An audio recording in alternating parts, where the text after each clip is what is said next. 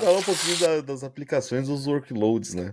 Muitas vezes a gente acaba esquecendo esses carinhas aí, e querendo ou não, são uma fonte ali, são vetores de ataques para ameaça, né? Somente ali quando a gente pensa internet e acesso remoto também, né? Então, eu acredito que falar um pouquinho sobre como fazer, né? Como mitigar um pouquinho mais, fazer o Zero Trust em aplicações e workloads, acho que é um tema legal. Boa. Quer começar já introduzindo, Benhur? Fique à vontade aí. Quando tá falando workloads, Marcos, só para entender, por exemplo, eu quero ou preciso fazer um acesso ao meu cluster Kubernetes, por exemplo. Sim. Né? A questão é como que eu faço acesso, né? Quem é que tem a permissão de fazer esse acesso?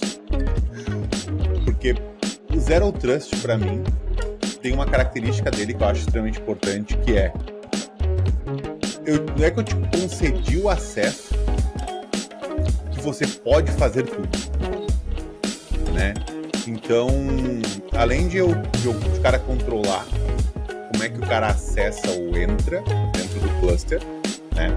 Por exemplo, aquele esquema, né? O ideal é que você nunca precise, adentrar dentro de um cluster, né?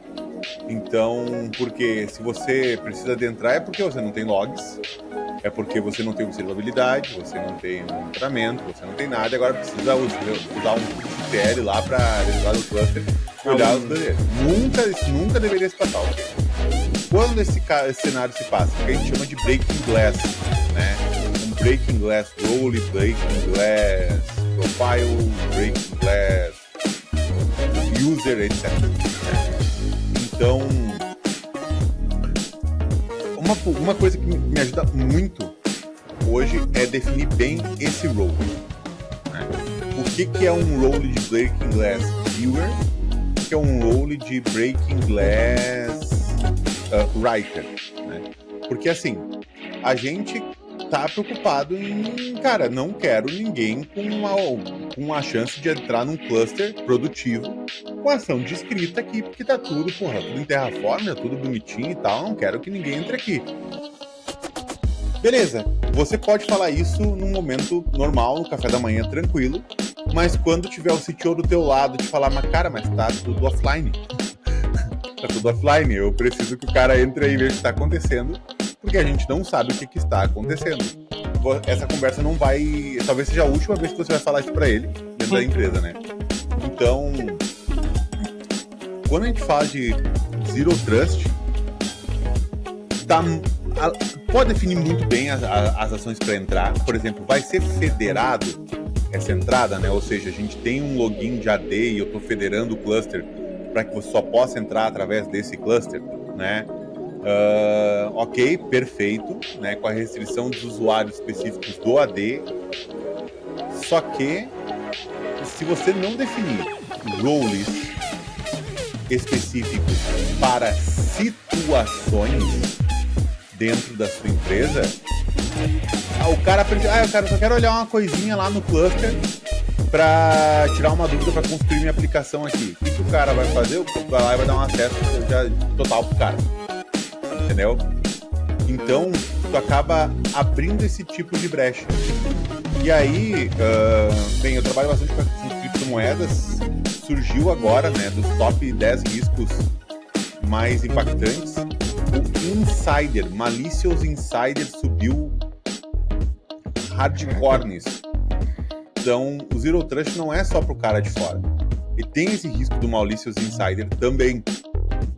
Então, tem que pensar da perspectiva que o cara do lado, ele vai ganhar $500 mil só para rodar um software na máquina dele. O Pegasus, né, o grupo norte-coreano, ele trabalha assim, né, com esse objetivo. Então, tem que mitigar esse tipo de risco também.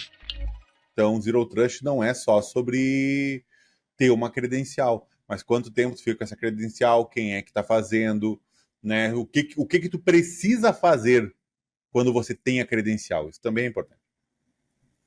Boa. Pegasus.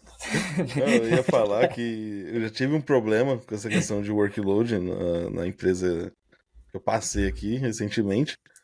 E a gente ali, a gente desenvolvia sistema operacional, essa é a realidade. E muita coisa rodava dockerizada ali dentro do SO. E era uma construção nossa, a gente só usava o kernel Linux ali, uma versão defasada, né? A versão 6.2. Tinha muitas vulnerabilidades nesse caso. E por um acaso a gente tava rodando ali, não foi eu que rodei, foi o time de arquitetura mesmo que acabou executando lá. E pegou muitos problemas, principalmente com a parte de controle de teste. Tinha muita abertura, o pessoal rodava em teste, mas não tinha produção adequada por ser usuário de teste. E a gente teve que fazer a implementação ali de uma série de políticas para poder mitigar isso, até remover. Só executava esse teste ali dentro de pipelines ou dentro de um ambiente bem controlado. Porque a gente teve casos de fazer subversão emergencial e tudo mais. Inclusive, uma das coisas que ajudou a gente foi a implementação do Sentinel lá da Microsoft. A gente pegou muitos problemas ali com a ferramenta. Então, um caso bem crítico aqui pra gente. Boa. E aí, gostou desse corte? Então segue, continua, que tem muito mais.